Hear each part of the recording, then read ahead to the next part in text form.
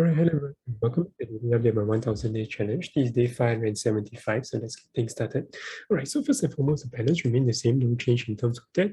Like what I mentioned, right now in the experimental trade setup, nothing too much. I'm still reviewing in terms of the setup and stuff like that. And in terms of main trading account, no potential setup I see just yet. So let's see how things goes. But overall, the weekly closing itself definitely looks to have turned around, especially if you look in terms of US and also China stocks actually across the board, I would say so. So let's just start with the S&P 500. You can see over here. So basically, you can see we actually have a very somewhat like a potential double bottom over here on the weekly chart itself. So you can see here, so we actually went all the way below, but actually went close all the way back up. So technically, that's actually a very nice bullish sign in that sense. And yeah, short-term wise, we could trend near here, but of course, if a very strong bounce will also be potentially a much stronger sign as well, similarly to what you see over here. So these are definitely very strong bullish signs that you don't see very often, the big bullish engulfing sign, but it's a very nice hammer candlestick, which you generally see like over here. Where else can you see? But of course, you can also see somewhere over here, we do get rejected, we can still go towards the downside, which is why we have mentioned when it comes to trading, there's no 100% certainty, but these very strong bullish signs, especially with a very long week, does show that there's very strong support coming in as well.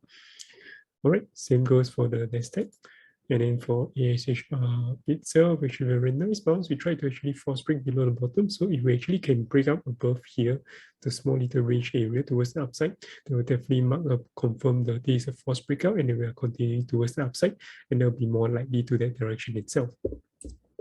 And then for KWS, it definitely tentatively looks to be most bearish because we do still see further little bottom, which is still within the support period itself, so that's definitely a good sign.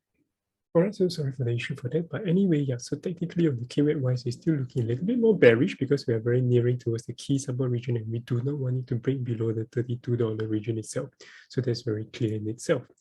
And then over for Bitcoin itself, right now we also have a very nice potential weekly close. So let's see how it goes. If it does actually follow suit with Nasdaq or US market and Chinese market itself, or technically I would prefer to follow the US market itself. I think it looks to be a little bit more bullish, especially when we have a very sharp drop, and then we have a very nice bounce, and then we have another steep drop again, and then we have a very nice bounce.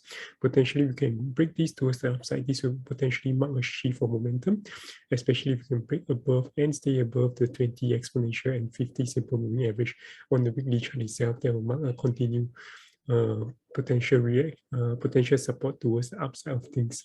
So yeah, because here potential crossway and MACD, if it does take place, which will mark a very distinct change of trend. So that is something that we want to see as well. So other than that, that's more or less about it. If you guys have any questions, feel free to drop by your comments below. I'll see you guys tomorrow. Take care. Bye-bye.